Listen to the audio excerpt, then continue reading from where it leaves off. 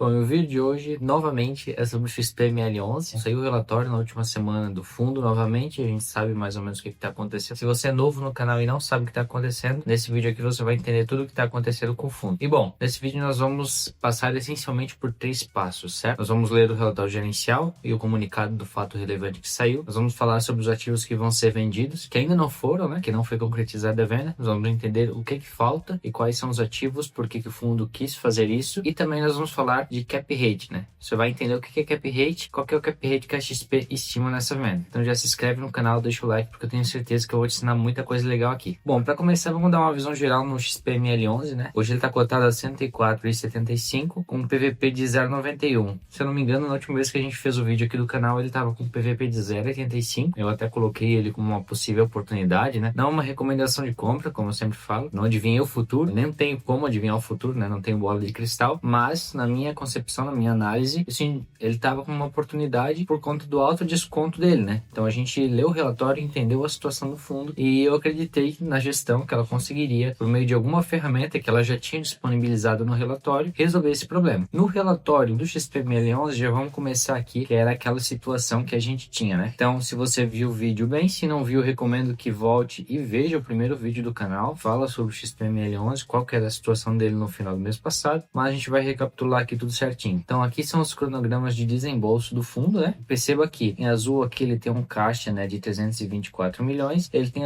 alguns desembolsos, aqui ele lista pra gente até o final de 2027. Porém, encerrando 2025, que é o ano que a gente tá agora, eu já teria um caixa negativo de 369 milhões, ou seja, esse era o problema do fundo. Ele ia ter um caixa negativo, o mercado estava precificando isso, porque a gestão não tinha uma solução, ia faltar dinheiro mesmo, e essas parcelas, né, esses dois desembolsos aqui, né, um de 63, um de 630 milhões, eles têm data de pagamento no final do ano mesmo, né, lá no mês de dezembro. Então tá aqui, ó, a segunda parcela do Jundiaí Shopping, terceira parcela do portfólio SYN, né? Então esses dois desembolsos ia totalizar um caixa negativo de 369 milhões. A gestão aqui, eles mantiveram o mesmo comunicado que tinha nos outros relatórios, né? Então, um caminho seria a venda de ativos, porque o fundo, ele é um fundo de gestão ativa e ele busca sempre reciclar o portfólio dele. Então a ideia seria pegar alguns ativos que não faziam muito sentido e fazer a venda desses ativos para cobrir esse buraco no caixa. O segundo ponto seria a emissão de cotas, que a gente até levantou um ponto de atenção, né? Porque isso pode acabar diluindo o valor patrimonial das cotas, enfim, afetando muito até a questão de dividendos e tudo mais, né?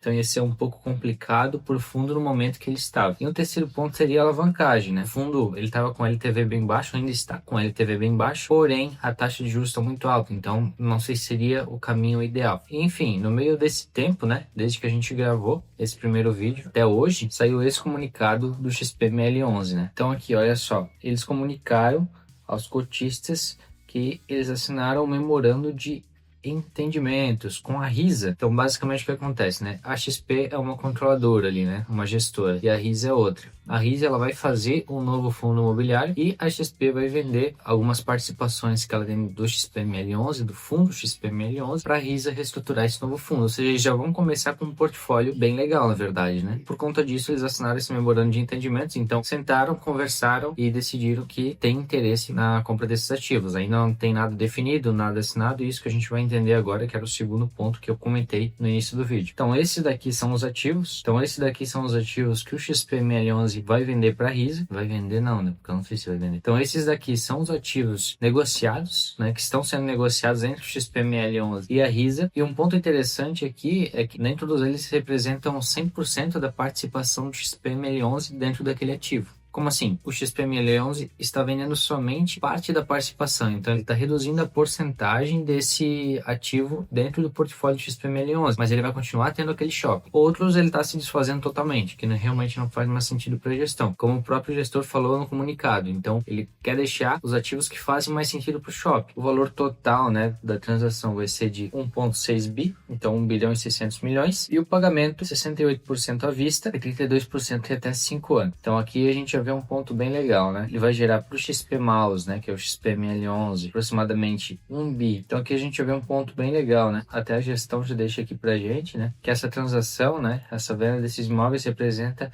um potencial de distribuição de aproximadamente 4,90 por cota, ou seja, é um lucro que o fundo vai ter e provavelmente ele vai estar distribuindo, né? Depois, claro, de estar suas obrigações ali, né, que é o que a gente viu que estava negativo. Então ele conseguiu concretizar a transação, ele consegue atender esse buraco no caixa que a gente tinha até o final do ano, e ainda assim eu vou ter um lucro bruto ali por cota de 4,90, ou seja, até aqui tudo muito bom pro fundo, né? Conseguiu matar, vamos dizer, 3 coelhos numa cajadada só, né? O lucro por cota muito interessante, solucionou o problema do buraco no caixa até o final do ano, né? A gente ainda não tinha uma saída para isso, né? Até o mercado estava precificando e reciclou o portfólio do fundo, que é justamente a ideia dele, né? Reduzir as participações. E aqui já vem o nosso primeiro ponto de atenção com isso tudo, né? Como eu falei, a venda ainda não está concretizada, né? Então eles só sentaram e definiram que gostariam de seguir com essa negociação. Então, olha só, a conclusão da alienação está sujeita a condições precedentes usuais nesse tipo de operação, tais como a realização de due diligence, estruturação e captação de recursos do FII pela RISA, que deverão ser superadas em até 90 dias. A due diligence seria uma investigação mais a fundo da empresa em questões jurídicas e etc. E a captação de fundo de recursos, né, como o próprio nome já diz, por parte da RISA, seria realmente a RISA conseguir tal total para fazer essa compra dos ativos. E bom, com isso, o XPML11 ele teria, como eu falei, solucionado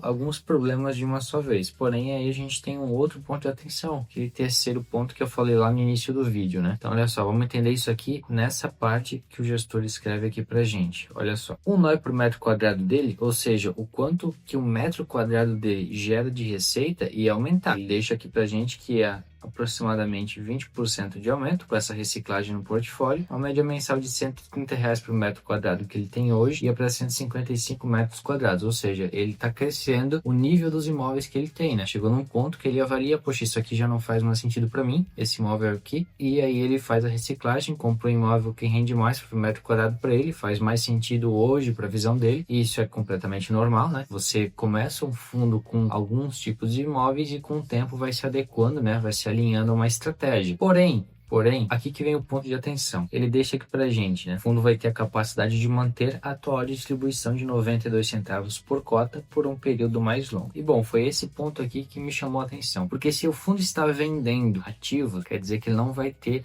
aquela receita para gerar os 92 centavos por cota que ele tem hoje. Pensa aí, se eu tenho 10 casas, cada uma me pagando R$1.000 de aluguel, eu recebo 10 mil por mês. Mas se eu vendo 2, 3 casas, eu já não recebo mais 10 mil. Então, o meu dividendo vai cair. E esse seria o ponto de atenção. Porém, como o fundo é de gestão ativa, com certeza eles vão fazer algum aporte, comprar algum imóvel que vai ter um cap rate maior e conseguir manter esse dividendo. Ainda que com o caixa gerado por essa venda, ele consiga prolongar os 92 centavos por um período de tempo ainda maior. Só que é um ponto de atenção para a gente acompanhar, né? Depois que essa venda se concretizar, quais serão os próximos passos da gestão, porque de fato a receita do fundo vai cair. Se a gente pega aqui, né, nesse gráfico de resultado financeiro, perceba que nem todos os meses o fundo consegue atingir. Vamos pegar aqui, ó, abril de 25, ele não conseguiu atingir o suficiente para distribuir 92 centavos por cota. Mas em meses, como no final de 2024, ele tem meses que passam esses 92 centavos e como